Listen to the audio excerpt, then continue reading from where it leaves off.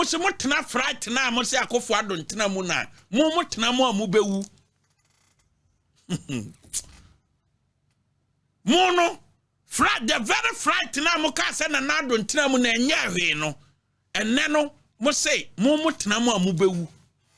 because akofo adon de enye maame ne papa na wo no oni abusua fright na mo se Dr. Mahmoud Bawumia anyusu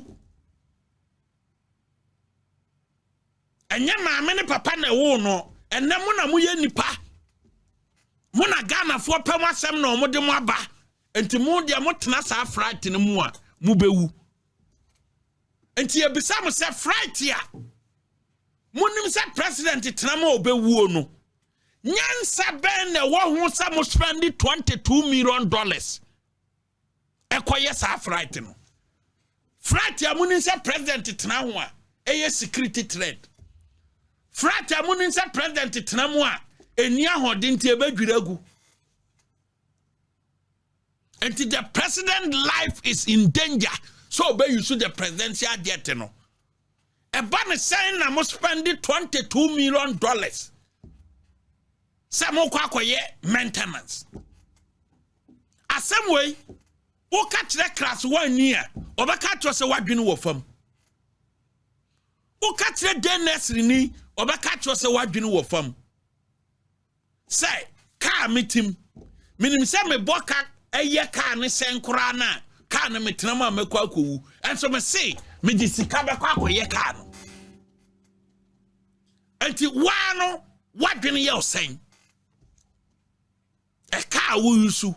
unim pefe say fort na abaka no mu wo ye ne senkura na wo de car na tukwa na wo be kwa akowu wo se still ano meboka ye na makwa akowu enti momunim say presidential jet no entimi nko long journey entimi nko babia ana mo se na akofo adontenam na wo predema amakora na uyusu enye hwe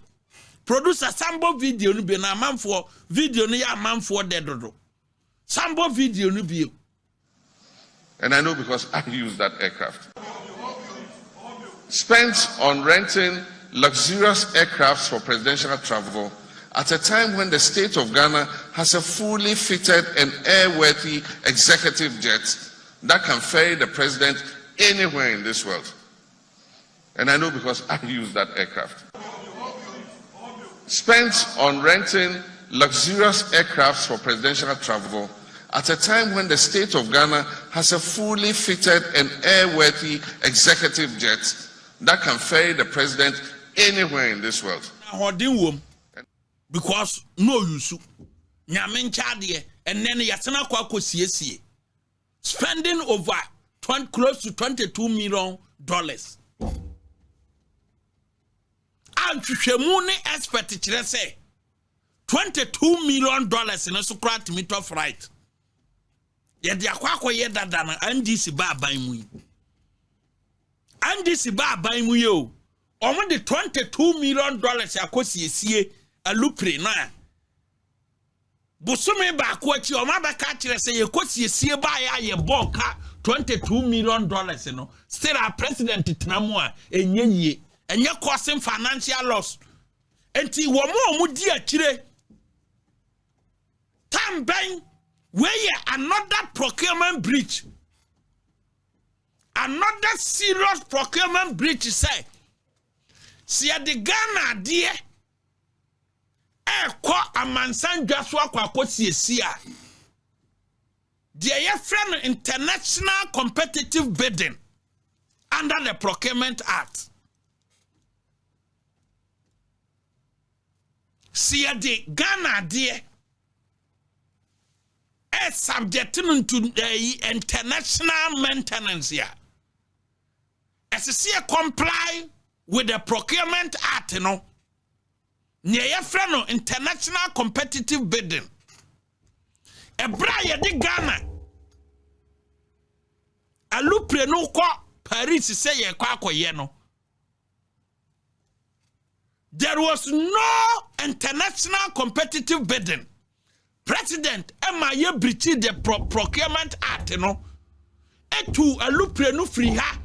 medical maintenance ema oman Ghana tuaka wo mreko a yanko international competitive bidding. President here on one kasa ehwe ema breaching the Procurement Act. Ni yeso alupre ni free akoye na oman ne mra etisi ediso na manf ye open tender ema enkrofo omo se fata edo omo bede ba ebe kire se machine ye siwei o de ma ye se ye nsiesia ye betima siesie ye be wie no na ayesei na nipa foforo so aba no no so aba ba kire se machine ye siwei o de ma ye se ye nsiesia ye siesie wie a se ne be ye na hodin be ye sei e betima firi Accra akọ Canada yesiesie mawa ebetima dimfie num ansana asana sei ni nyina aka process no ho ni nyina aka ho enu ntina ye frɛ ne sɛ open competitive bidding eye open a obi aba eba bedia na wakyerɛ how obefa so aye na dwuma na ni experience your work in terms of servicing aircraft. Experience your nipa no war company no war in terms of aircraft servicing. No what done di. Oh nipa we no or experience. This particular presidential jet our country we no or no and the kwasiesie. As the sending nyina ka document ya obaso mete say Ghana ye presidential jet no. Ye kwakoye na nipa ye di adwuma ne ma no country A presidential jet on the service ye or service ye no 3 years nie enya problem da ni nyina wo procurement law no mu sadia wa nyina president Mahama timi hweye e ma ye boot amra no so etu Ghana pre no akotena baabi edidi meye esane ba be ka kire so makwa akoye pre no na prena ekosun baabi edan na ni baaye no esisa nkoto egu mu baaye no won be ka kire say what they are saying and what those close to power boy amane anasa wo mo allege ni say we spend close to $22 million to refurbish the presidential jet. And so nay adia ya bo ho ka $22 million on maintenance no almost ntimi nkotogo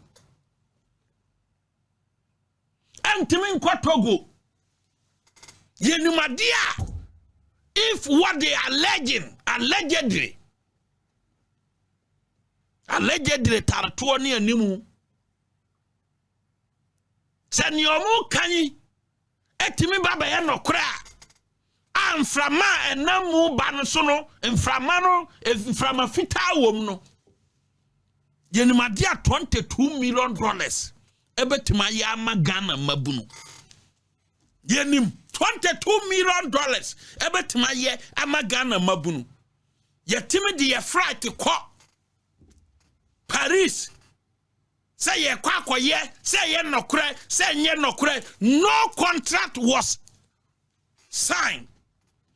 between that company and the government of Ghana. Say flight ni ye koye ye say yankwankoye eba besi ne Ghana ha obia ni right to question. O question na ye no wasem enti yanka obia nuntum. Flight ni ba beduru ya butumi ba ko butumi mienu ntam no aban mpainfo ba be ka kire say alupre na alleged o ma boka $22 million on maintenance no sa entimi nkokumase nampo ya boy hu musuo say di kotogo and why should we spend $22 million as has been alleged as a country a total corruption anytime biana sa procurement breach when a total corruption because say you do a mind play e to free Ghana say kwakoye na yang open tender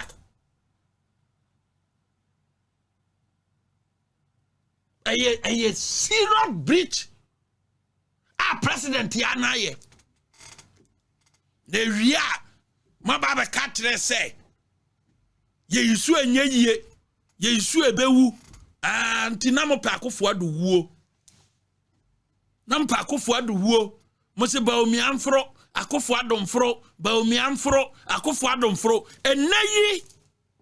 atra mo position na mo ill intent anamu wodi tia ampipi empanyfo say omu tu kwanya wo mu nyusu na omu nkowuo akire adwempo bone ana eda etai akire anamu kwolofo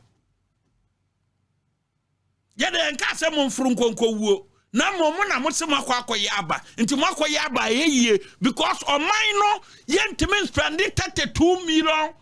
$22 million on plane yes yakosiesie na prenu ababa ye bole bosom esi ho antimi man sa se $22 million yes ye de akosiesie plane allegedly na prenu ba ya yes an ye nso prenu nko bole komfo ho enko bisa komfo no se ade na Ghana prenu ye de akọ Paris yaba na prenu antimi ntunko ayikumase eni Togo wana was adaje no fine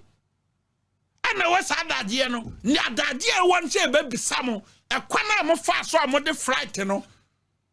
ekoma contract so mo nsiesie na man fa due process so e ma o minor boka sasi kakete no eno wasem ne ye ka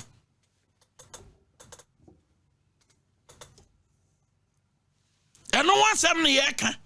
a mo say mo ma ye nka but yabaka asise ye hu Ghana for pese hu ekwana ye fa so ede asa presidential jet ni ma obi e wo Paris so nkoye na sika kase a ye allege so man boka na alupre no aye bosom na yesi yemfa nko bole botomfo ho enko bisa ne enti a ye de alupre akọ Paris akosisi aba na still a entimi ntukwan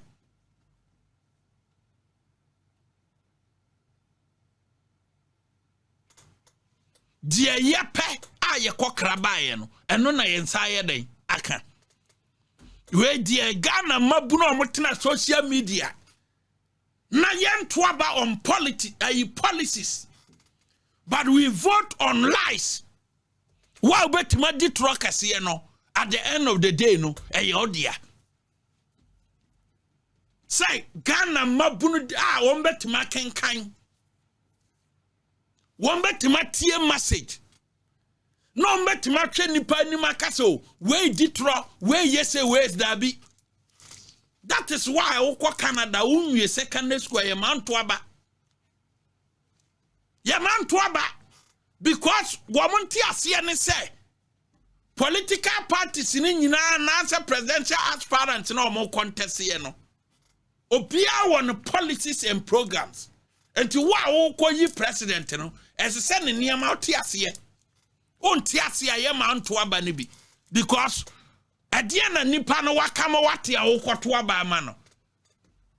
mate say yesi MPP and paying for grapu state lands into anunti me koto aba tie MPP for wo wakosa okopals atini bi ato no wanya bi say ye nokure say nye nokure oti social media yesi MPP for fa aban sase entino okuja tabra kwase edi bibia ba de efre no state capture ai na akufo ado abusuafo afasase we na MPP fo afasase we no bit social media based on this lies enti eno no ogina so de akoto na aba oti TikTok onu no ogina so de kwa akoto na aba